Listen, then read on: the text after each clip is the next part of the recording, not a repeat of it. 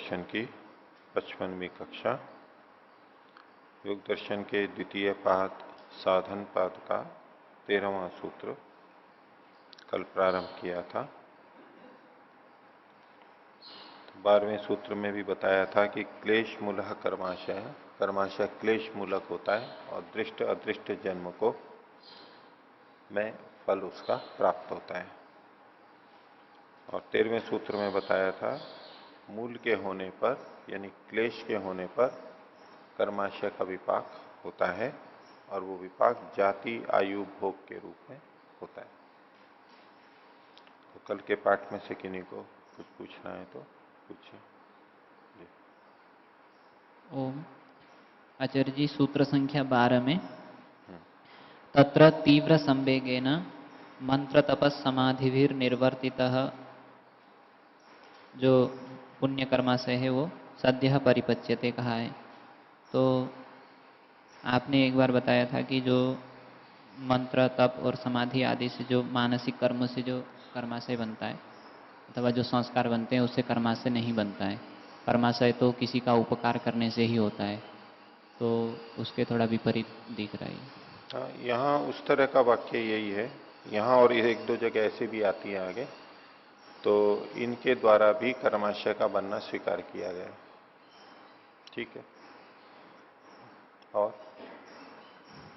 और दूसरा इसमें जो सबसे नीचे एक पंक्ति है, सबसे नीचे से पहली, तत्र नारकाणाम नास्ति दृष्ट जन्म वेदनीय कर्माशय। इसमें तो एक तो आपने कहा था कि नारकाणाम मतलब जो नरकीय कर्म है, तो उन कर्मों का भी इस दृष्ट जन्म में उनका फल नहीं हो सकता है, इसलिए नहीं होता है। लेकिन दूसरे व्याख्याकार लोग कहते हैं कि जो नारक योनि है, जैसे पशु पक्षी आदि कीट पतंग आदि, तो उनका जो कर्म, वो जो कर्मफल भोग रहे हैं वो भी दृष्ट जन्म वेदनीय नहीं है, अपितु वो अदृष्ट जन्म वेदनीय उनका कर्माशय, अर्थात पिछले जन्म में जो गलत किया था उसको भोग रहे हैं। इस तरीके की व्याख्या की जाती।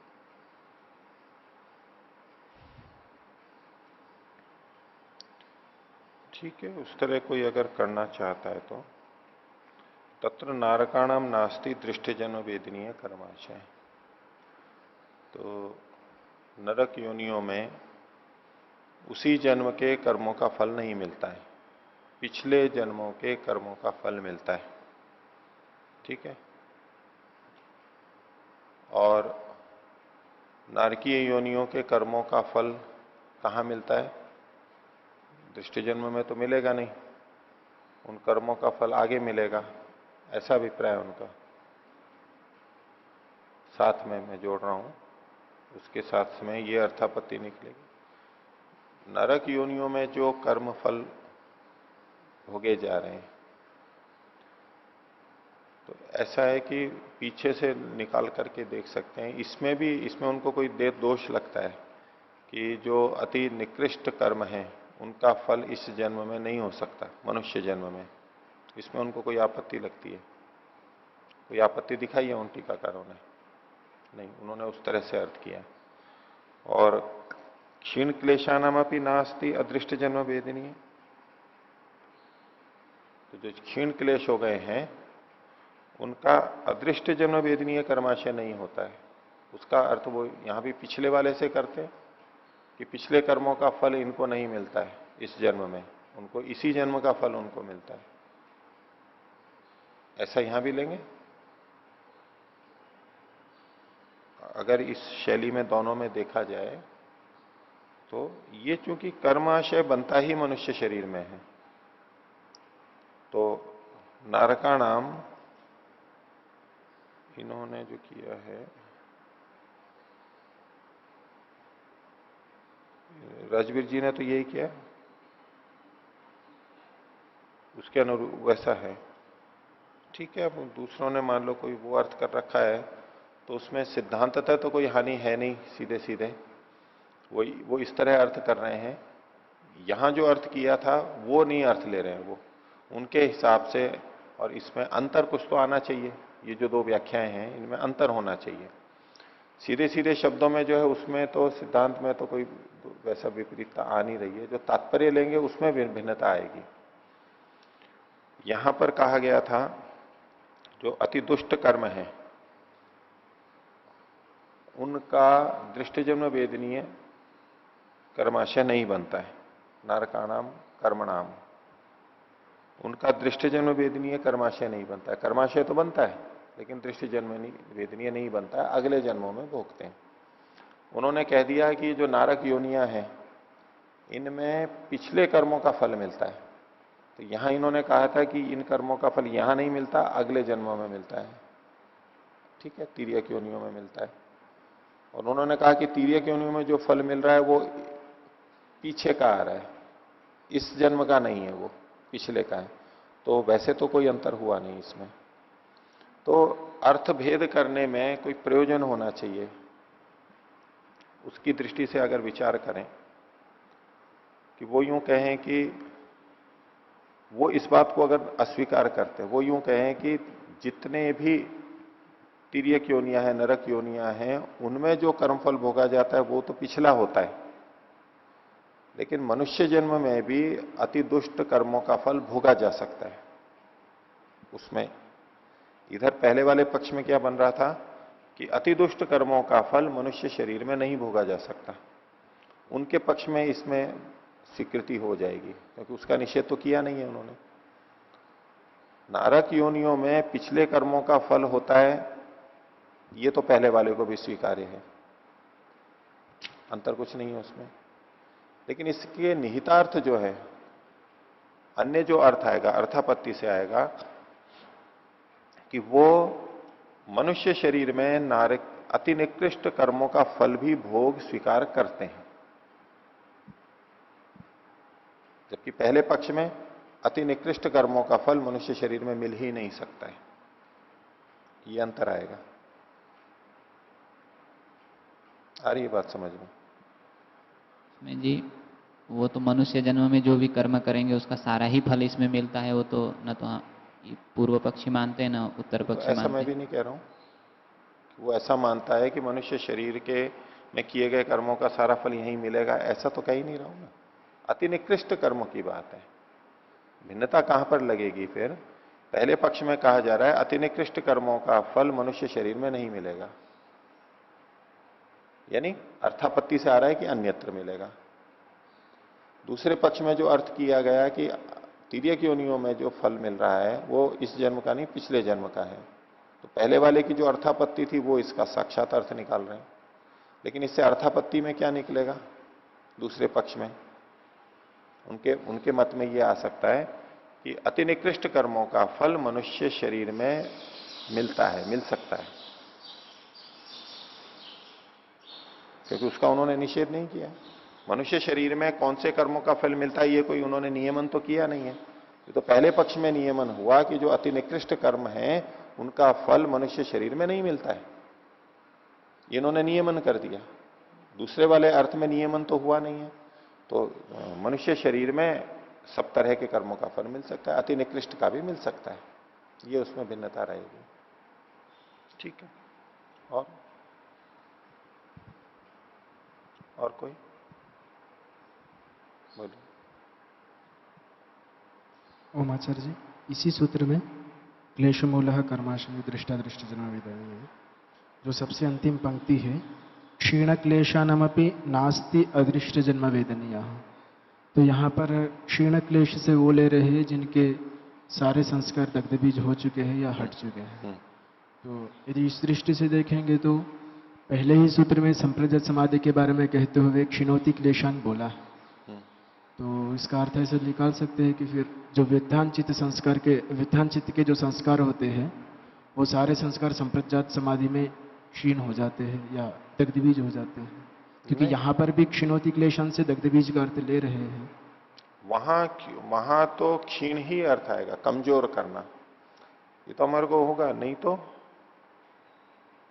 तो ये अर्थ संगत नहीं लगेगा। फिर अन्य के जगह जो आया है सारा उसकी संगति नहीं लग पाएगी। अगर हम क्षीण शब्द को देख के दोनों जगह एक जैसा अर्थ लगा देंगे, वहां तो कमजोर करना अर्थ लेंगे और यहां पर भी कमजोर करना ही अर्थ लेंगे, तो संगति नहीं लगेगी। क्योंकि कर्माशय की जो समाप्ति है वो जिसके क्लेश दग्धबीज हो गए हैं उनकी दृष्टि से जो पीछे जो अगले सूत्र में जो आया है सती मूल्य तद विपाको, तो यदि क्षीण हो गए हैं तब भी मूल तो बचा हुआ है, क्लेश तो बचे हुए हैं, उसका विपाक होता है।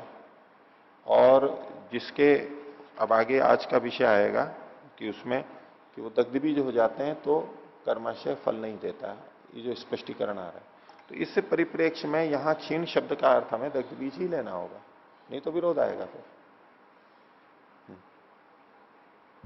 यदि हम दोनों जगह पर क्षीण से दग्ध बीज लेंगे, हाँ, तो फिर वित्तान चित्त के जो संस्कार है वो संप्रजात समाधि में दग्ध बीज हो जाते हैं। हाँ। और संप्रजात समाधि के जो संस्कार है वो असंप्रजात समाधि में दग्ध बीज हो जाते हैं। और असंप्रजात समाधि का जो निरोधजन्य संस्कार है हाँ। वो प्रविलीन हो जाते हैं। इस तरह का तो मान सकते हैं। हाँ। उसमें दिक्कत यह है कि आप जिस तरह से कह रहे हो कि वो दग्ध बीज हो जाते हैं संप्रज्ञात समाधि के अंदर, तो संप्रज्ञात समाधि में वो दग्ध बीज होते हैं इसका सीधा उल्लेख नहीं आता है। वृत्ति के स्तर पर ठीक है, क्लेश वृत्ति के स्तर पर समाप्त हो जाएं ये यहां तक ठीक है, वृत्ति के स्तर पर। संस्कारों के स्तर पर तो वो असंप्रज्ञात में होंगे, वो आगे के वर्णनों से स्पष्ट है। तो जो व्युत्थान संस्कार हैं उनका भी दग्ध बीज होना वो असंप्रज्ञात में स्वीकार किया जाता है। तो क्षिणोति च क्लेशान वहां पर उसका दग्ध बीज अर्थ लें वो संगत नहीं हो पाएगा। दोनों जगह क्षीण का मतलब दग्ध बीज ले लें तो एक जगह तो दग्ध बीज लेना ही होगा हमारे को, एक जगह तो दग्ध बीज लेना ही होगा। उस तरह का कोई संकेत सीधे सीधे नहीं मिल रहा जो आप कह रहे हो कि व्युत्थान का संप्रज्ञात में दग्ध बीज हो गया और संप्रज्ञात के जो है उनका निरोध में उसमें दग्ध बीज हो गया। इस तरह के कोई संकेत तो नहीं। विचार कर सकते हैं इसमें, विचारणीय रख सकते हैं इस बिंदु को।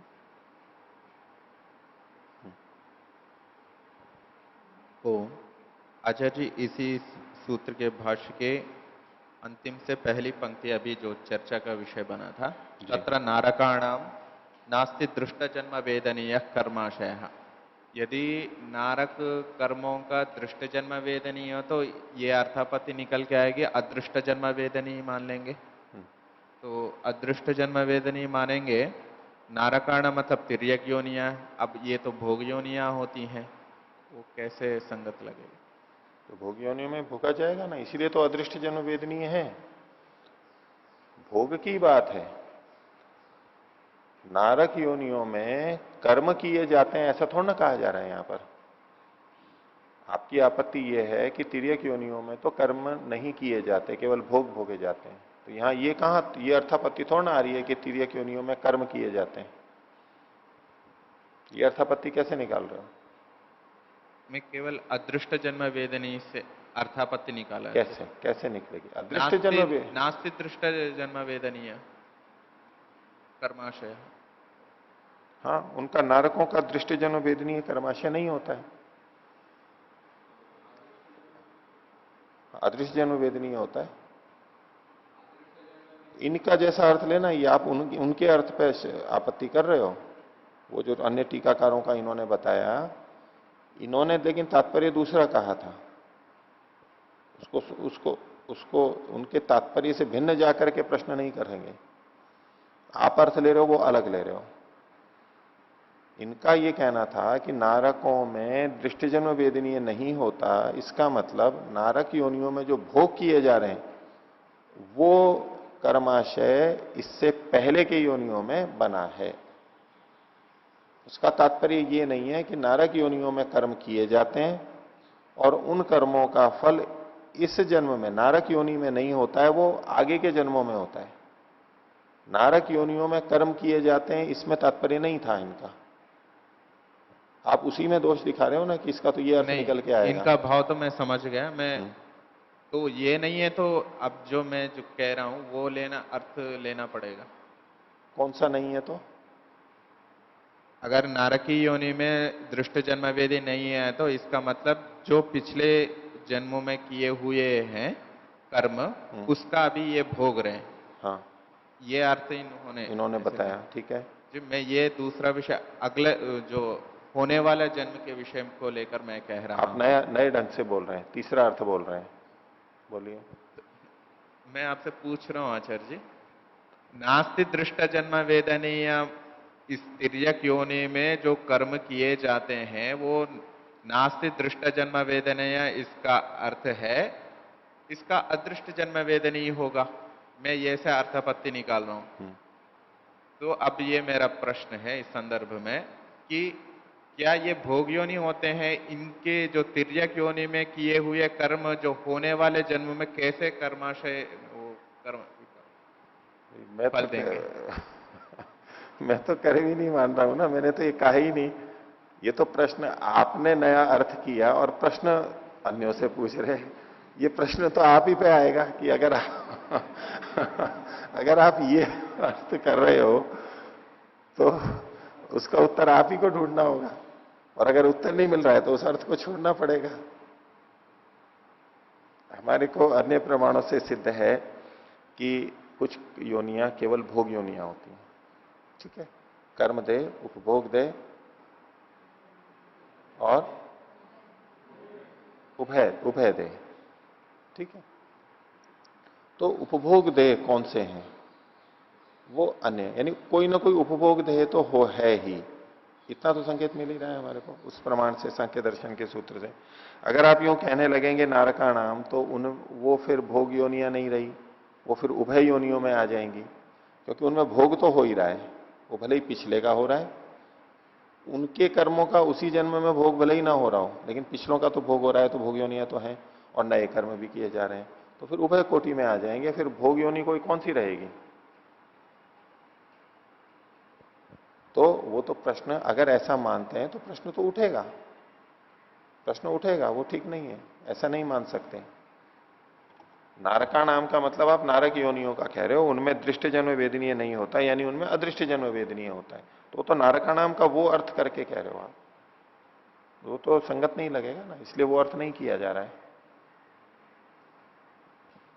जो अदृष्ट जन्म वेदनी जो कह रहे हैं, अब होने वाले जन्म को लेकर ही जो पहले जो जितने भी उदाहरण आदि आए हैं, तो वो आगे होने वाले जन्म वेदनी को लेके ही कर रहे थे। ऐसा ही कहा गया है। तो इस प्रसंग में एक बार अर्थ करेंगे नहीं, इस प्रसंग में तो नारका नाम का मतलब तो नारक योनिया अर्थ नहीं ले रहा हूं ना मैं। हाँ, जो नरक फल देने वाले जो कर्म हैं, अत्यंत निकृष्ट जो कर्म हैं, उनका वो दृष्ट जन्म में वेदनीय नहीं होते। यहां तो कर्म अर्थ लिया गया है नारकाणाम, आप ले रहे हो योनियों का, तो वो तो अर्थ किया नहीं गया। तो ले तो भविष्य का ही रहे हैं इसमें, लेकिन नारकाणाम का अर्थ अलग लिया जा रहा है। नारकाणाम का अर्थ अगर योनि लेते हैं तो फिर वो अर्थ संगत लग सकता है जो इन्होंने कहा कि उनमें जो फल भोगा जा रहा है वो उनका अपने जन्म का किया हुआ नहीं है, वो पीछे का किया हुआ है। पर मेरे को तो अभी पहले वाला पक्ष ही ठीक लग रहा है, उसी को। चलें आगे। आचार्य जी, इसी सूत्र में जो सद्या शब्द आया है, सद्या, तो उसका स्पष्ट अर्थ किस प्रकार लेंगे? सद्या एवं परिपच्यते, सद्या एवं परिपच्यते आया है। सापेक्ष कथन है, सद्य औरों की अपेक्षा शीघ्र है। अब सद्य का मतलब आप जानना चाहते हैं कि 1 सेकंड में या 1 महीने में या 1 दिन में, सापेक्ष कथन है, मैंने कल भी कहा था, शीघ्र ही होता है। तो शीघ्र का मतलब इसी जन्म में हो जाएगा। और इस जन्म में भी देखो, कर्म तो कुछ ऐसे होते हैं जो इस जन्म में भी फल देते हैं और अगले जन्म में भी देते हैं। अगर वो ऐसा कर्म है जो इसी जन्म में फल दिया जाने वाला है, तो इस जन्म में फल देने वाले अन्य कर्मों की अपेक्षा वो शीघ्र दे देगा।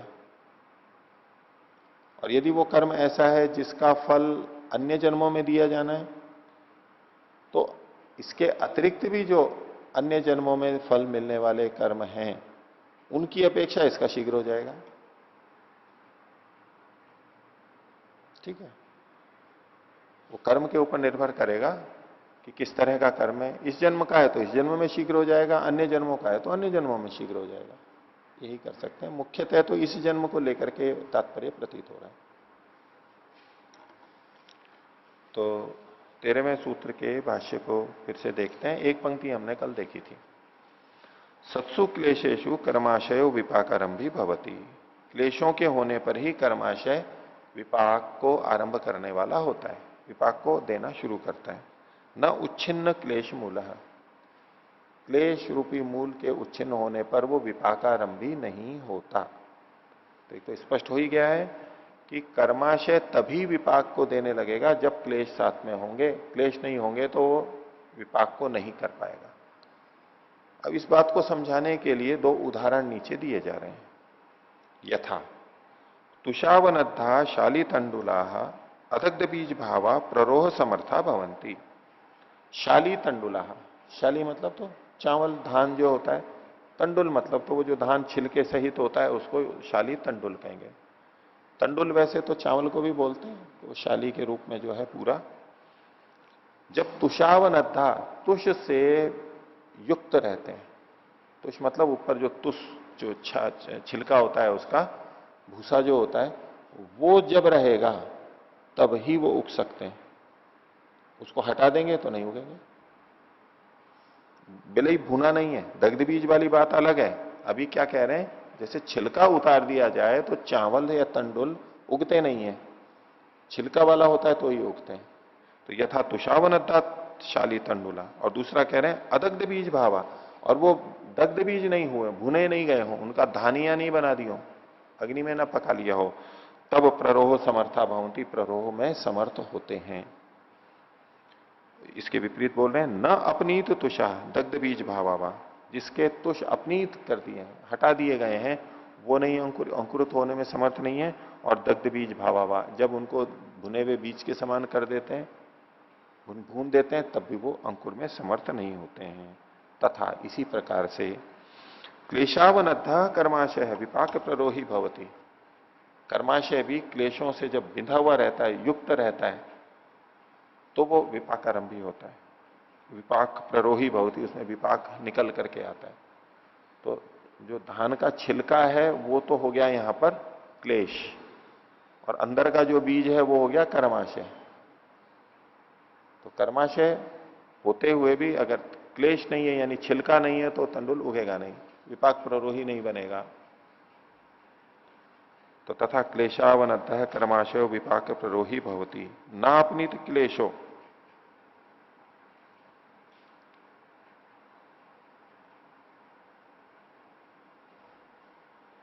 अपनीत क्लेश है ना, जिसके क्लेश हट गए हैं, जैसे मतुष हट गया था, वो विपाक प्ररोही नहीं होता है। न प्रसंख्यान दग्ध क्लेश बीज भावो वायती, अथवा प्रसंख्यान से दग्ध हुए वे क्लेशों के समान, दग्ध क्लेश क्लेश रूपी बीज के समान जब होता है, तब भी वो प्ररोह नहीं कर सकता। सच विपाक त्रिविधो जात्यायु और भोगा, और ये विपाक तीन प्रकार का होता है, जाति, आयु और भोग। तो सूत्र का जो अर्थ था वो तो यहां पर पूरा कर दिया इन्होंने, सूत्र से संबंधित बात तो पूरी हो गई। अब जो आगे का वर्णन है वो कर्माशय से संबंधित कुछ विवेचनाएं हैं, विस्तार है, वो बताया जा रहा है। ठीक है, सूत्र तो स्पष्ट हो गया। आगे देखो, तत्र इदम विचार्यते, अब इसमें ये विचार किया जा रहा है, किम एकम कर्म एकस्य जन्मनः कारणम, क्या एक कर्म एक जन्म का कारण होता है? एक कर्म एक जन्म, एक कर्म एक जन्म, जितने कर्म उतने जन्म, क्या ऐसा होता है? दूसरा, अथा एकम कर्म अनेकम जन्म आक्षिपति, अथवा एक कर्म से ही अनेक जन्म हो जाते हैं। एक कर्म से अनेक जन्म हुए, फिर किसी और एक कर्म से अनेक जन्म हुए, फिर किसी एक कर्म से अनेक जन्म हुए, ऐसे एक एक कर्म से अनेक जन्म होते हैं, क्या ऐसा है? दो पक्ष हैं और पक्ष रख रहे हैं। ये प्रथम विचारणा में दो भेद किए, एक कर्म से एक जन्म और एक कर्म से अनेक जन्म। अब दूसरी विचारणा है, द्वितीय विचारणा, किम अनेकम कर्म अनेकम जन्म निर्वर्तयति, क्या अनेक जन्म मिलकर के एक जन्म को देते हैं, अनेक जन्म को देते हैं, अनेक कर्म मिलकर अनेक जन्म को देते हैं, अथवा अनेकम कर्म एकम जन्म निर्वर्तयति, अथवा अनेक कर्म मिलकर एक जन्म को देते हैं। तो कुल मिला के चार पक्ष हो गए। तब इसका उत्तर देते हैं, न तावत एकम कर्म एकस्य जन्मनः कारणम, एक कर्म एक जन्म का कारण तो नहीं हो सकता है। क्यों नहीं हो सकता है? कस्मात, तो कहा अनादिकाल प्रचितस्य असंख्येयस्य अवशिष्टस्य कर्मणः सांप्रतिकस्य च काल क्रम अनियमात अनाश्वासो लोकस्य प्रसक्तः। तो अनादि काल से जो प्रचित है, अनादि काल प्रचितस्य, पिछले न जाने कब से, अनादि मतलब न जाने कब से बहुत सारे वो इकट्ठे हो रहे हैं, प्रचितस्य असंख्येयस्य, जिसकी हम संख्या नहीं कर सकते, इतने है। तो संख्या निश्चित, परमात्मा की दृष्टि से निश्चित है, हमारी दृष्टि से अनिश्चित है, हम कह ही नहीं सकते कि कितने कर्म होंगे।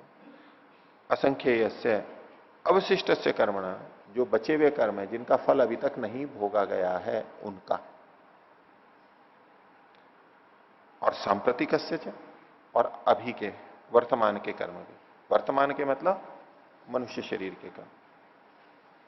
तो ये जो प्रसंग चलाया जा रहा है ये मनुष्य शरीर को ध्यान में रख करके किया जा रहा है। अन्य शरीरों में भी पिछले कर्म बाकी रहते हैं और वो बहुत सारे रहते हैं। मान लो मनुष्य शरीर के बाद में इतर योनियों में गया पाप की अधिकता से, तब भी असंख्य कर्म है, लेकिन वहां वर्तमान के कर्म नहीं रहेंगे, सांप्रतिक कर्म नहीं रहेंगे। तो ये जो कथन किया जा रहा है ये मनुष्य को ध्यान में रख के किया जा रहा है। और मनुष्य शरीर भी जब मिला है तब भी असंख्य कर्म बचे हुए हैं हमारे। कई बार मन में ये आ जाता है कि मनुष्य जन्म, अन्य कर्म तो भोग लिए, अब मनुष्य जन्म मिला है तो जितने भी हमारे पाप पुण्य की तुल्यता से मनुष्य जन्म मिल जाता है, तो जितने भी पाप पुण्य बचे हुए थे तुल्य, उन सब से मनुष्य जन्म मिल गया है। और मनुष्य जन्म मिल गया तो अब पीछे के तो कर्म रहे नहीं कोई, और अब बस मनुष्य जन्म में जो नए कर्म करेंगे या जो उनसे फिर आगे आगे मिलता रहेगा। लेकिन मनुष्य जन्म जिस समय मिलता है उस समय भी असंख्य पिछले कर्म बाकी रहते हैं और वर्तमान के भी हो रहे हैं। वो जो असंख्य बहुत सारे कर्म थे उसमें से थोड़े से कर्मों से मनुष्य जन्म मिलता है। पाप पुण्य की तुल्यता से मनुष्य जन्म मिलता है, लेकिन इसका यह मतलब नहीं है कि सभी पाप पुण्य बराबर हैं तो उनको मिला करके सारे से मनुष्य जन्म मिल गया। पाप पुण्य की तुल्यता से मनुष्य जन्म मिला है, इसका मात्र इतना अर्थ है कि एक ये योग्यता है कि जब बराबर होंगे तब मनुष्य जन्म मिलेगा। अब मनुष्य जन्म किन कर्मों से मिल रहा है, वो उसके अपने जो वो है उनमें से कुछ से मिलेगा, बाकी फिर भी बचे हुए रहेंगे, बहुत सारे बचे हुए रहेंगे। किसी ने हाथी, घोड़े, बंदर और न जाने क्या क्या चीज बनने के बहुत सारे कर्म कर रखे हैं, बहुत अधिक पाप कर रखे हैं और पुण्य भी बहुत अधिक कर लिए। पहले पाप करते करते मान लो बहुत अधिक हो गए, फिर पुण्य भी करते करते हो गए। मनुष्य जन्म में आया तो मनुष्य जन्म में कुल मिलाकर के मान लीजिए बहुत तो पाप कर लिए, बहुत पुण्य कर लिए, लेकिन पाप अधिक है, पाप अधिक है। वो पाप इतने अधिक हैं, अगर उन सबका भोग भोगने लगे तब तो न जाने कितने जन्म लेता रहेगा वो। लेकिन उन अधिक पापों के साथ साथ पुण्य भी उसके अधिक हैं, थोड़ा ही अंतर है। मान लीजिए 49 पुण्य है और 51 पाप है प्रतिशत, वो भले ही करोड़ों और अरबों में हो, लेकिन ये जो 1% की अंतर है वो प्रतिशत यदि समान हो गया, 49 आ गए दोनों, 2% जो अधिक थे पाप उनको भोग लिया तो 49 हो गए, मतलब तो वापस 50 हो गए, वो बराबर बराबर हो गए। अब मनुष्य जन्म मिल जाएगा। लेकिन वो जो बहुत सारे पाप किए हुए थे, जिनका जो नारकीय कर्म भी थे, जिनका फल अन्य इतर योनियों में ही भोगना था, वो भी बचे हुए हैं बहुत सारे। मनुष्य शरीर मिलता है उसका ये अर्थ नहीं है कि अन्य शरीरों में भोगे जाने वाले सारे कर्म पहले समाप्त हो गए। जिन जिन योनियों में जाना है वो सारे के सारे भोग करके और अब मनुष्य जन्म में आया है, ऐसा नहीं है। पाप पुण्य की तुल्यता होते ही आ सकता है और उसके इतर योनियों में भोगे जाने वाले बहुत से नारकीय कर्म शेष भी बचे हुए रह सकते हैं। इसलिए मनुष्य जन्म के संदर्भ में कहा जा रहा है और अनादिकाल प्रचितस्य असंख्येयस्य अवशिष्टस्य कर्मणा, असंख्य कर्म अवशिष्ट हैं अभी भी उसके, एक तो पिछले बाकी हैं और सांप्रतिकस्य च, और वर्तमान के भी बहुत कर्म हैं। तो इनका काल क्रम अनियमात, काल का मतलब है फल के क्रम का अनियम होने से, अगर ये माना जाए कि एक कर्म से एक जन्म होगा, तो ये जो असंख्य कर्म बचे हुए हैं, तो उनका फल भोगने में कितने जन्म लगेंगे? और वर्तमान में फिर और कर लिए, तो जितने वो भोग नहीं पा रहा है उससे ज्यादा कर्म कर लिए, पीछे के भी बचे हुए हैं और अभी भी हो गया। तो कब भोगे जाएंगे फिर ये? काल के क्रम का अनियम हो जाएगा, कभी भोग ही नहीं सकता है वो, अवसर ही नहीं मिलेगा वो। तो फिर जैसे कि फैक्ट्री में उत्पादन तो बहुत अधिक होता जाए और बिक्री नहीं हो रही हो, तो जमा है पहले और फिर और उत्पादन अधिक हो गया और बिक रही है थोड़ी थोड़ी ही, तो क्या होगा? बहुत अधिक इकट्ठे होते चले जाएंगे, कभी भी समाप्त नहीं होंगे। तो काल के क्रम का अनियम आने से अनाश्वासो लोकस्य प्रसक्त है, लोग कभी भी ऐसी कर्मफल व्यवस्था पे विश्वास नहीं कर सकते, वो तो कभी भोगा ही नहीं जाएगा। नए नए बहुत ज्यादा होते रहेंगे और भोगे जाएंगे नहीं, कर्म अधिक होंगे भोगे कम जाएंगे, तो बढ़ते ही जाएंगे, कभी भी पूरे नहीं हो सकते वो। इसलिए ये अयुक्ति युक्त है, इसको स्वीकार नहीं कर सकते कि हर कर्म का एक शरीर मिले, एक योनि मिले, यह स्वीकार नहीं है इनको। तो लोगों का अनश्वास प्रसक्त हो जाता है, सच अनिष्ट, और वो इष्ट नहीं है। अब यहां पर सीधे सीधे प्रमाण ही लोग को स्वीकार नहीं हो सकता, यानी सामान्य जनता इसको युक्ति युक्त नहीं मान सकती, इसलिए ये अनिष्ट है, वो स्वीकार्य नहीं है। आगे, न च एकम कर्म अनेकस्य जन्मनः कारणम, एक कर्म अनेक जन्म का कारण नहीं हो सकता है, एक जन्म से अनेक जन्म भी नहीं हो सकते, ये तो और भी बड़ी बात हो जाएगी। पीछे एक कर्म से एक जन्म हो रहा था, वो ही नहीं सलट रहा था, तो एक कर्म से यदि अनेक जन्म होंगे तो वो तो कैसे पूर्ति हो पाएगी? तो न च एकम कर्म अनेकस्य जन्मनः कारणम कस्मात, तो अनेकेशु कर्मसु एकैकम एव कर्म अनेकस्य जन्मनः कारणम, अनेक जन्मों अनेक कर्मों में, कस्मात अनेकेशु कर्मसु, अनेक कर्मों में से एक एकम एव कर्म, उनमें से एक एक कर्म, अनेक कर्म तो मतलब बहुत सारे मिले हुए जो हैं आप तक इकट्ठे हैं, उनमें से निकला हुआ एक एक कर्म अनेकस्य जन्मस्य कारणम, अनेक जन्मों का यदि कारण हो, तो इति अवशिष्ट से विपाक कालाभाव, जो बचे हुए हैं उनके तो विपाक के काल का अभाव हो जाएगा, विपाक हो ही कब सकता है, उनका फल ही नहीं मिल पाएगा। विपाक कालाभाव प्रसक्त, और स चापी अनिष्ट है, ये भी अनिष्ट है, स्वीकार नहीं हो सकता। आगे, न च अनेकम कर्म अनेकस्य जन्मनः कारणम, अनेक कर्म मिलके अनेक जन्म को दे दें, बोले ये भी नहीं हो सकता। अनेक कर्म मिल गए और उन सब ने मिलकर के ये जन्म भी दे दिया, ये जन्म भी दे दिया और ये जन्म भी दे दिया, ऐसा भी नहीं हो सकता। न च अनेकम कर्म अनेकस्य जन्मनः कारणम कस्मात तद अनेकम जन्म युगपत न संभवती इति क्रमेण एव वाच्यम, ये जो अनेक जन्म है वो एक साथ तो हो ही नहीं सकते, एक समय में तो एक ही जन्म होगा, तो इसलिए क्रम से ही कहना चाहिए कि एक एक करके ही जन्म होता है, एक एक करके ही होता है, इसलिए अनेक कर्मों के अनेक जन्म एक साथ भी हो ये संभव ही नहीं है। तथा च पूर्ववत दोषानुसंग, और इसमें भी पहले के समान दोष आएगा, अनिष्ट आएगा, और कोई स्वीकार नहीं कर सकता इसको, इस स्थिति को। इसलिए अब जो चौथा एक अंतिम जो बचा, तीन का खंडन कर दिया, तो अब ये क्या बचा? अनेक कर्मों से एक जन्म होता है, कोई भी जन्म हुआ है वो न तो एक कर्म से है बल्कि अनेक कर्मों से मिलकर के एक जन्म है।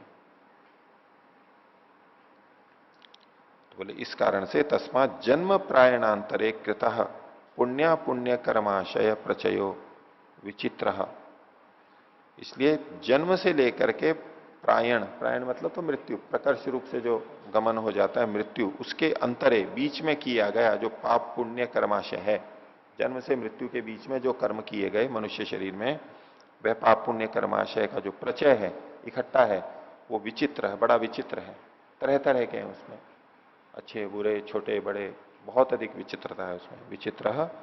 और प्रधानोपसर्जन भावे न अवस्थित, प्रधान और उपसर्जन इस रूप में रहते हैं। प्रधान का मतलब है मुख्य, उपसर्जन का मतलब है गौण। वो कर्म तो बहुत सारे हैं लेकिन सभी प्रमुख नहीं है, उसमें से कुछ प्रधान के रूप में है, मुख्य हैं, और कुछ गौण है, कुछ प्रबल है कुछ दुर्बल है, ऐसे प्रधान और गौण के रूप में वो रखे हुए हैं।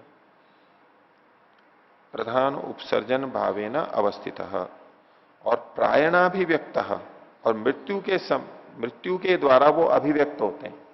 और जब मृत्यु हो गई, मृत्यु से पहले तक बहुत सारे कर्म इकट्ठा हो गया था, पिछले भी थे और अभी के भी थे, इकट्ठे हो गए, बहुत सारे हो गए हैं। अब मृत्यु के द्वारा वो कर्माशय यानी प्रारब्ध प्रकट हो रहा है। मृत्यु हुई और मृत्यु के बाद में अब वो नया जन्म आना है, तो उस नए जन्म के लिए एक कर्माशय, कर्माशय का मतलब है प्रारब्ध के रूप में, संचित नहीं है सारा, वो जो प्रारब्ध है वो प्रायणाभिव्यक्त एक प्रकट्य न मरणम प्रसाद्य, और वो एक मिल करके, प्रकट होकर के, एक साथ मिल करके मृत्यु को करके मरणम प्रसाद्य सम्मूर्छित है, आपस में एक दूसरे से जुड़ के एकमेव जन्म करोति, एक ही जन्म को करता है। तो जो कर्माशय है, यहां कर्माशय का मतलब हमें लेना होगा प्रारब्ध, संचित नहीं। संचित ले लेंगे तो ये आएगा कि जितना भी संचित है बस उससे एक ही जन्म होगा, और एक ही जन्म होगा तो बस समाप्त हो गया, फिर आगे। तो यहां जो कर्माशय कहा जा रहा है उसका मतलब है प्रारब्ध। वो कर्माशय का वो भाग, वो एक इकट्ठा भाग जो कि अगले किसी एक जन्म को देने वाला है, और उसमें अनेक कर्म मिले हुए हैं, प्रकट है, समूर्छित है, एक दूसरे से जुड़ा हुआ है। अब जो हमें फल मिलते रहते हैं, जन्म भी, शरीर भी मिला, परिवार मिला, और जो चीजें मिलती रहती हैं, उनमें पुरुषार्थ से जो मिला उसको छोड़ करके जो मिलती हैं, कर्माशय के कारण से जो मिलती हैं, उसमें ऐसा नहीं होता है कि बिल्कुल इस कर्म से ये मिला, इस कर्म से ये मिला। वो सारा मिल करके, सब कुछ करके एक प्रकट हो गया, और उसके अनुसार से कुछ निर्धार, भाई ये चीजें ऐसे ऐसे मिल रही हैं। एकदम ऐसा विभाजन नहीं है कि इतने का ये हो गया, इतने का ये हो गया, इतने का ये हो गया। वो सब मिल जाएगा, मिल करके और फिर कुछ अलग अलग चीजें हमारे को प्राप्त होंगी। इसलिए यहां पर इन्होंने इसको कहा सम्मूर्छिता। मरणम प्रसाद्य सम्मूर्छिता एकमेव जन्म करोति। और जब ये एक जन्म होता है तो तच्च जन्म तेनैव कर्मणा लब्धायुष्कम भवति। तो ये जो एक जन्म है, जाति, जन्म का मतलब हो गया जाति, ये तेनैव कर्मणा, उसी कर्म से, जिस कर्म से जन्म मिला था उसी कर्म से, कर्म का मतलब है प्रारब्ध, एक कर्माशय जो प्रारब्ध के रूप में है, वो ही उसी से ही लब्धायुष्कम भवति, आयु को प्राप्त करता है, प्राप्त आयु वाला हो जाता है। जन्म भी उसी से हुआ और आयु भी उसी से मिली है, जो एक कर्माशय है, प्रारब्ध कर्माशय, आयु भी मिल गई। और तस्मिन आयुषी तेनैव कर्मणा भोगा संपद्यते, और उस आयु में उसी कर्म से, उसी प्रारब्ध से भोगा संपद्यते, भोग भी संपन्न होता है, हमें साधन मिलते हैं। भोग का मतलब भोग के साधन। तो जिस कर्माशय से जन्म हुआ था उसी कर्माशय से आयु हुई है, और उसी कर्माशय से भोग भी हुआ है। और ये कर्माशय एक ही जन्म में फल देने वाला है, एक ही जन्म में फल देने वाला है, ये प्रारब्ध। तो असौ कर्माशयो जात्यायुर्भोग हेतुत्वात् त्रिविपाक को अभिधीयते। तो ये जो कर्माशय है, प्रारब्ध रूप कर्माशय है, ये जन्म आयु और भोग यानी जाति आयु भोग का हेतु होने से त्रिविपाक कहा जाता है। तीन विपाक हो रहे हैं इसके, तीन तरह के फल मिल रहे हैं। जो जात्यायुर्भोगा विपाक कहा था, तद विपाको जात्यायुर्भोगा, तो ये एक पूरे कर्माशय से ही जाति आयु भोग तीनों हमारे को प्राप्त होते हैं। त्रिविपाको अभिधीयते अतः एक भवी का कर्माशय उक्ता। इसलिए ये जो कर्माशय है, जो जन्म देने वाला है प्रारब्ध, वो एक भविक होता है। एक भविक का मतलब है एक भव को देने वाला, एक जन्म को देने वाला है। तो पीछे जो इन्होंने चार पक्ष रखे थे, उसमें जो चौथा पक्ष था, अनेक कर्म मिलकर के एक जन्म को देते हैं, उसकी पुष्टि यहां पर करने कि अनेक कर्म मिलकर के, प्रकट होकर के, समूर्छित होकर के जो प्रारब्ध कर्माशय बना है, वो प्रारब्ध एक ही जन्म को देता है।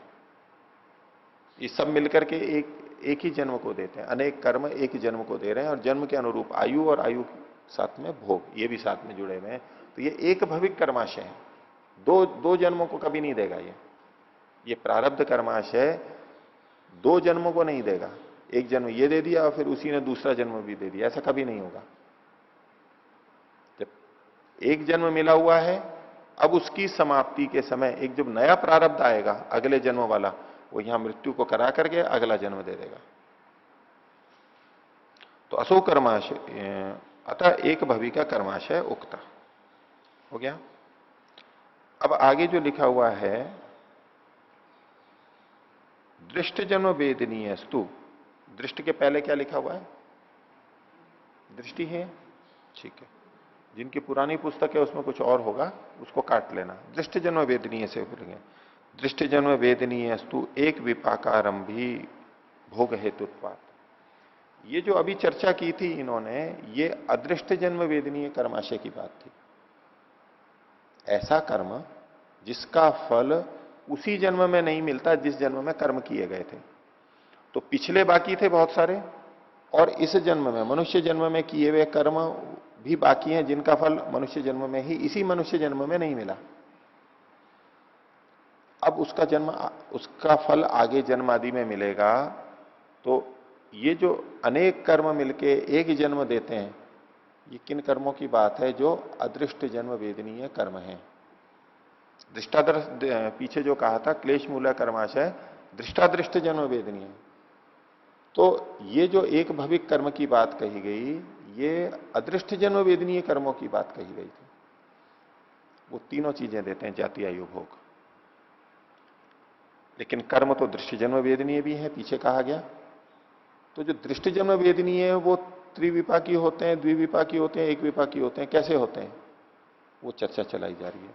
तो दृष्ट जन्म वेदनीय स्तु एक विपाकारंभ भी भोग हेतुत्वात्, केवल एक विपाक को भी आरंभ करने वाले हो सकते हैं भोग का हेतु होने से। पिछले प्रारब्ध के अनुसार, अदृष्ट जन्म वेदनीय कर्माशय के अनुसार, प्रारब्ध के अनुसार जाति आयु भोग मिल गए। अब जीवन चल रहा है मनुष्य जीवन, अब उसने यहां और कर्म कर लिए। अब उन कर्मों से जब ऐसे कर्म जो दृष्ट जन्म वेदनीय इसी जन्म में फल दे रहे हैं, तो वो क्या फल दे सकते हैं? वो केवल भोग दे सकते हैं। ये एक प्रकार हुआ। जाति तो दे नहीं सकते, जाति तो मिल ही चुकी है। जन्म तो दूसरा क्या देंगे वो? अगर वो दूसरा जन्म देते हैं तो वो दृष्ट जन्म वेदनीय नहीं कहलाएंगे, वो तो अदृष्ट जन्म वेदनीय हो जाएंगे। इसलिए दृष्ट जन्म वेदनीय कर्माशय या तो केवल भोग को देगा। वर्तमान का जो पुरुषार्थ है, एक तरह से वो पुरुषार्थ किया, कर्म किया और वो कर्माशय में गया और उसी का फल हमारे को यहां भी प्राप्त हो रहा है। तो या तो केवल भोग को देगा। अब पिछला वाला भोग भी बाकी है। अदृष्ट जन्म वेदनीय कर्माशय से जो भोग प्राप्त था वो तो है ही, वर्तमान मनुष्य जन्म से किए गए दृष्ट जन्म वेदनीय से भोग भी प्राप्त हो सकता है। तो जिन दृष्ट जन्म वेदनीय कर्मों से भोग केवल मिलता है वो एक विपाकारंभी कहलाएगा, क्योंकि जाति आयु भोग इन तीन में से वो केवल भोग को दे रहा है, तो ये एक विपाकारंभी होता है। उसी के लिए यहां कहा गया दृष्ट जन्म वेदनीय स्तु एक विपाकारंभी। एक विपाकारंभी होता है क्यों? भोग हेतुत्वा, भोग का हेतु होने से, कारण होने से। अगली बात करें, द्विविपाकारंभी वा, दृष्ट जन्म वेदनीय के बारे में ही कहा जा रहा है। दृष्ट जन्म वेदनीय द्विविपाकारंभी भी हो सकता है, दो विपाक भी दे सकता है। कौन कौन से? आयुर्भोग हेतुत्वा, वो आयु भी दे सकता है और भोग भी दे सकता है, दोनों चीजें दे रहा है वो, आयु और भोग दोनों को दे रहा है। तो द्विविपाकारंभी हो गया। तो केवल भोग भी दे सकता है, आयु और भोग भी दे सकता है, और जब त्रिविपाकारंभी होगा अदृष्ट जन्म वेदनीय, वो जाति आयु भोग तीनों को दे सकता है। तो द्विविपाकारंभी व आयुर्भोग हेतुत्वात् नंदीश्वरवद नहुषवद वा इति, नंदीश्वर और नहुष के समान ये उदाहरण दिए गए, जो हमने पिछले सूत्र के संदर्भ में भी चर्चा की थी यहां पर। तो कम से कम ये त्रिविपाकारंभी तो नहीं है, जाति तो नहीं बदल रही है। वो जो सर्प के समान बात कही जा रही है, तिर्यक की बात कही गई कि सर्प बन गया वो, तो जाति तो नहीं बदल रही है, इतना तो पक्का है। अब रही बात कि इनको जो विपाक हुआ वो एक विपाकारंभी था या द्विविपाकारंभी था। तो यद्यपि द्विविपाकारंभी के साथ दिया गया है, लेकिन पीछे चूंकि एक विपाकारंभी भी कहा गया है, तो ये दो उदाहरण अलग अलग माने जाते हैं, एक विपाकारंभी और एक द्विविपाकारंभी का। तो यहां पर जो नंदीश्वर और नहुषवत है, तो नंदीश्वर वाला उदाहरण तो द्विविपाकारंभी का माना जाता है, और नहुष का उदाहरण एक विपाकारंभी माना जाता है। यथाक्रम नहीं है, ये आगे पीछे है, जैसा कि दृष्टांत लोग मानते हैं उस कथा के अनुसार ऐसा है। तो नहुष जो देवताओं का इंद्र था, उसने अपने परिणाम को छोड़ के तिर्यक्तु के रूप में परिणित हुआ, तो उसकी आयु कम नहीं हुई थी। जो देवत्व दिव्य आयु थी, उसकी आयु कम नहीं हुई। उसने पाप कर्म किया, तो पाप कर्म का फल अगर आयु के रूप में आएगा तो क्या आएगा? आयु घटेगी। उसकी आयु घटी नहीं, आयु तो उतनी ही थी उसकी। दुष्ट कर्म किया था, आयु तो बढ़नी नहीं थी उससे, बस उसको भोग बढ़ गया। सर्प योनि का जो दुख होता है, तिर्यक योनि का जो दुख होता है, वो उसको प्राप्त हुआ, तो केवल भोग मिला उसको। और नंदीश्वर ने जो अपना शुभ कार्य किया, उससे उसकी आयु भी बढ़ गई, दिव्य आयु की भी प्राप्ति हुई और दिव्य भोगों की भी प्राप्ति हुई। तो आयु और भोग दोनों उसको मिल गए, ऐसा व्याख्याकार कहते हैं इसमें। तो ये उदाहरण एक एक करके, एक एक विपाकारंभी का, नहुष का और नंदीश्वर का द्विविपाकारंभी का, इस रूप में व्याख्याकार इस करते हैं। लेकिन जाति तो नहीं है इसमें, इतना पक्का है, त्रिविपाकारंभी तो नहीं है ये। आगे, क्लेश कर्म विपाकानुभव निर्वर्तिताभिस्तु वासना भी अनादिकाल सम्मूर्छितम इदम चित्तम चित्रीकृतम इव सर्वतो मत्स्य जाल ग्रंथि भी इव आततम इति एता अनेक भव पूर्विका वासना। कर्माशय को तो कहा था एक भविक कर्माशय है, एक ही जन्म में फल देता है। वासना के लिए क्या कहा जा रहा है? वासना का मतलब संस्कार, वासना रूप संस्कार। अनेक भव पूर्विका वासनाएं, वासनाएं अनेक जन्मों में बनी है, ऐसी ये होती हैं। अनेक जन्म पूर्विका, अनेक जन्मों में मिलकर के बनी है ये बनने की दृष्टि से कह रहे हैं पूर्विका। कैसी हैं ये वासनाएं? तो उसके लिए कहा क्लेश कर्म विपाका अनुभव निर्वर्तिताभिस्तु। क्लेश से, कर्म से, विपाक से, अनुभव से जो उत्पन्न हुई है ऐसी वासनाएं। पीछे जो क्लेश कर्म विपाकाशय ही अपराम निष्ठा पुरुष विशेष ऐश्वर्य आया था, उस संदर्भ में भी ये उद्धृत किया था मैंने। तो क्लेश कर्म विपाक, ये तीन, और साथ में यूं जोड़ सकते हैं इनके अनुभव से, क्लेश के अनुभव से, कर्म के अनुभव से, विपाक के अनुभव से, जो निर्वर्तित अभिसु वासना भी, जो वासनाएं बनती हैं वो कैसी हैं? अनादिकाल सम्मूर्त, उन वासनाओं के द्वारा अनादिकाल से सम्मूर्छितम इदम चित्तम, ये चित्त रंगा हुआ है। ये संस्कार चित्त में रहते हैं, ये वासनाएं चित्त में रहती हैं, तो चित्त ही उनसे रंगा हुआ है। जब अलग अलग रंग करते जाते हैं कपड़े पे, कागज पे, तो वो उन रंगों से युक्त हो जाता है। ऐसे ही चित्त पर जो ये बहुत सारे रंग रंगे गए हैं, वासनाएं रंगी गई हैं, तो उनसे चित्रित हो जाता है वैसा का वैसा ही। वासना भी अनादिकाल सम्मूर्छितम इदम चित्तम, ये जो चित्त है चित्रीकृतम इव, बड़े रंगा हुआ हुए के समान, सर्वतो सब ओर से, मत्स्य जाल ग्रंथि भी इव आततम, मछली के जाल की गांठों के समान चारों ओर से वो ढका हुआ है, फैला हुआ, उसमें विस्तृत है। जैसे कि मछली पकड़ने के जाल में गांठें ही गांठें होती हैं, एक दूसरे से जुड़ी हुई रहती हैं, गुथी रहती हैं, संबंध रहता है, ऐसे ही ये संस्कार एक दूसरे से गुथे हुए रहते हैं, गांठें बंधी हुई रहती हैं, एक से दूसरा संबंधित रहता है, उसकी तरह से ये रहते हैं। और ये अनेक भव पूर्विक वासनाएं होती हैं। आगे, यस्तु अयम कर्माशय ऐसा एक भविका उक्ता इति, ये कर्माशय तो एक भविक है। एक भविक के दो तरह से अर्थ लिए जा सकते हैं। एक तो ये लिया जो पहले मैं बता रहा था कि प्रारब्ध कर्माशय वो एक जन्म को देने वाला होता है, फिर अगला जन्म होगा, उससे पहले फिर नया प्रारब्ध कर्माशय बनेगा, संचित में से निकल करके आएगा। ऐसे सब एक एक वाले होते हैं। दूसरा इसका अर्थ है जैसे कि वासनाएं हैं वो अनेक भव पूर्विक हैं, अनेक जन्मों में मिलकर के ये वासनाएं बनी हैं, लेकिन कर्माशय एक भविका कर्माशय का अब दूसरा अर्थ क्या?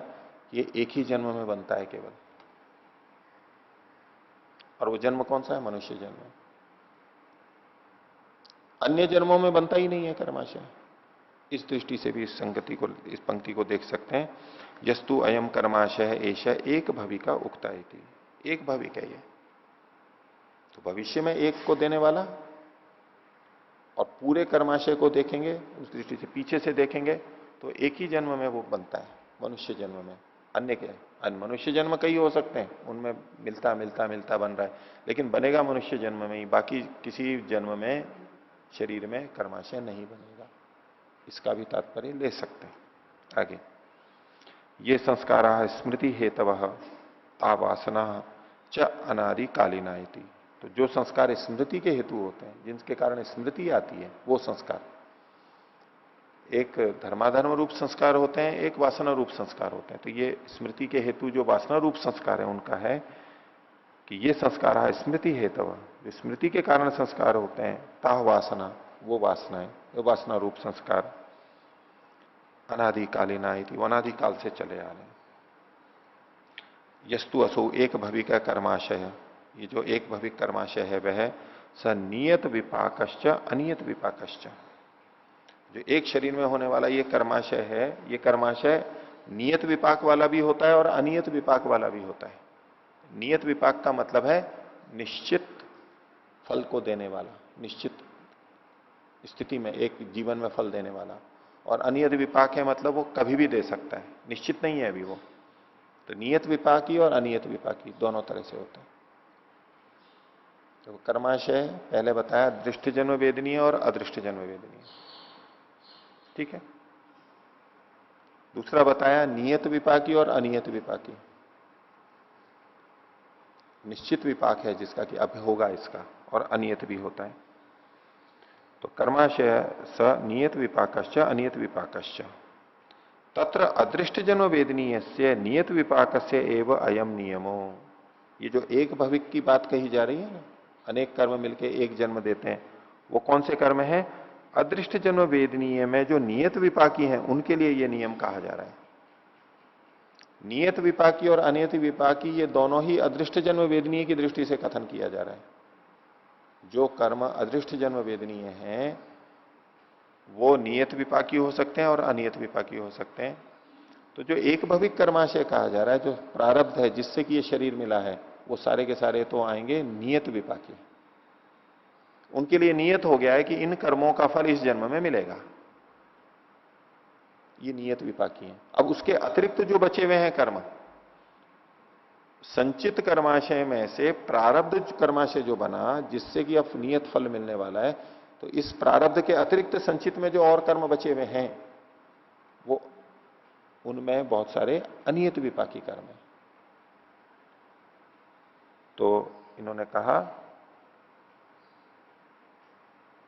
यस्तु असौ एक भविक कर्माशय से नियत विपाकस्य अनियत विपाकस्य तत्र अदृष्ट जन्म वेदनीय से नियत विपाक से एवं अयम नियम। ये नियम जो है वो अदृष्ट जन्म वेदनीय और नियत विपाकी के लिए है, न तो अदृष्ट जन्म वेदनीय से अनियत विपाक से। अदृष्ट जन्म वेदनीय अनियत विपाकी के लिए ये नियम नहीं है कि वो एक ही भविक होता है। अकस्मात क्यों? तो यो ही अदृश्य जन्म वेदनीयो अनियत विपाक, जो अदृश्य जन्म वेदनीय अनियत विपाकी कर्म है उसकी त्रयी गति, तीन प्रकार की गतियां होती है, तीन तरह से हो सकता है, इसलिए वो नियत नहीं है। क्या क्या हो सकता है? तो कृतस्य अविपक्वस्य विनाश, पहला है कृतस्य जो किया जा चुका है लेकिन अविपक्व से अभी फल नहीं मिला है, उसका विपाक नहीं हुआ, उसका विनाश हो जाता है, समाप्त हो जाएगा वो। बिना फल दिए भी कर्म समाप्त होता है, उसका भी एक संकेत यहां से है। कृतस्य अविपक्व से विनाश। कोई कह सकते हैं भाई पाप कर्म नष्ट हो जाते हैं तो कहने लगते हैं कि भाई भावी नहीं करेगा वो, इसलिए कृतस्य लिखा है। बोले किए हुए का नाश होता है, हाँ किए हुए का नाश हो जाता है भोग लेने पर। उनका कृतस्य अविपक्व से विनाश, एक पाक।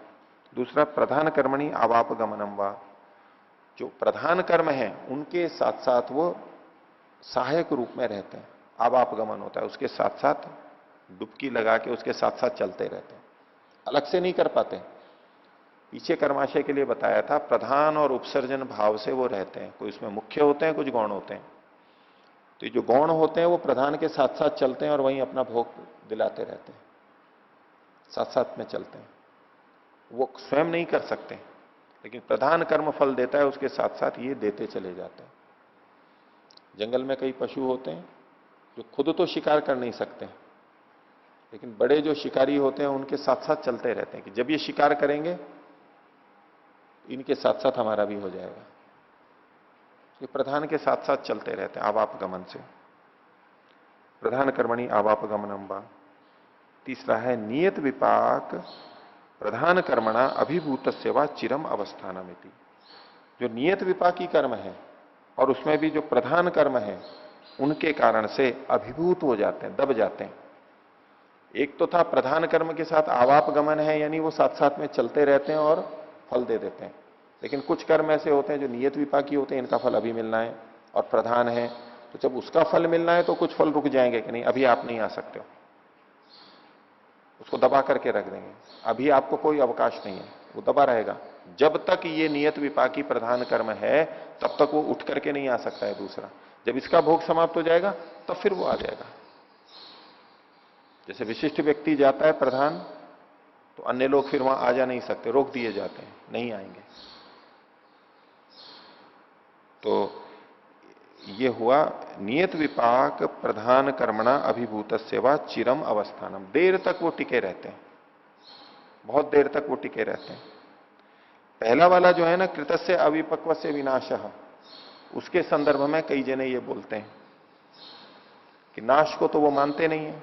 बोले बिना फल भोगे नाश कैसे हो सकता है, वो तो बिल्कुल सिद्धांत विरुद्ध लगता है उनको, भोग तो होगा। तो इसका तात्पर्य वो क्या ले लेते हैं, बोले अभी नहीं, वो रखे रहते हैं और बाद में फल देते हैं, मुक्ति के बाद में देते हैं वो कर्म फल। किया है, अविपक्व हुआ है और उसका विनाश का मतलब वो ले लेते हैं कि मुक्ति के बाद में देंगे वो, क्योंकि नाश को तो नाश मानते ही नहीं, वो सिद्धांत विरुद्ध मानते हैं, मुक्ति के बाद में देते हैं। तो तब तक वो रखे रहते हैं। तो अगर वो तब तक रखे रहना अर्थ होता है इसका विनाश वाला, तो ये तीसरा विकल्प क्यों देते हैं? नियत विपाक प्रधान कर्मणा अभिभूत से चिरम अवस्थानम, देर तक पड़े रहते हैं। देर तक पड़े रहने के लिए अलग लिखा हुआ है और विनाश के लिए अलग लिखा है। और विनाश का विनाश अर्थ ही तो लेना पड़ेगा हमारे को। विनाश का मतलब देर तक रखे रहना थोड़ा ना लेंगे। बोले विनाश का मतलब क्या होता है?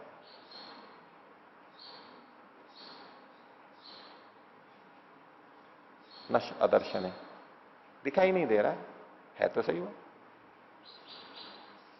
है तो सही वो व्याकरण को बीच में ले आते हैं। अदर्शनम लोपः, लोप का मतलब अदर्शन है, दिखाई नहीं दे रहा है वो। तो अगर ऐसा मानेंगे कि नाश कभी, फिर तो कभी नाश होगा ही नहीं। उनसे पूछते हैं कि कर्म फल भोगने के बाद में क्या होता है उन कर्मों का? कर्म फल भोगने के बाद में कर्मों का क्या होता है? नाश होता है, समाप्ति होती है, नाश होता है। तो वहां भी नाश का वही अर्थ लगा लो, नश दर्शन है कि दिखाई नहीं दे रहे हैं तो सही, बाद में आएंगे। फिर जिन कर्मों को भोग लिया है वो नाश हो गए। नाश का मतलब है कि वो अभी दिखाई नहीं दे रहे हैं लेकिन बाद में आएंगे। तो जिनको भोग लिया वो भी वापस आएंगे दोबारा, फिर तो नाश शब्द का प्रयोग ही नहीं कर पाएंगे कहीं भी। तो नाश का नाश अर्थ है देर काल तक, चिरकाल तक रहने का चिरकाल तक अर्थ है। तो नियत विपाक प्रधान कर्मणा अभिभूत सेवा चिरम अवस्थानम, ये तीन विकल्प इन्होंने बताए अदृष्ट जन्म वेदनीय अनियत विपाकी कर्मों के। इसके बारे में कुछ और बातें आगे व्याख्या के अंदर प्रमाण सहित और बताएंगे। इतना ही रखते हैं। प्रणव। ओ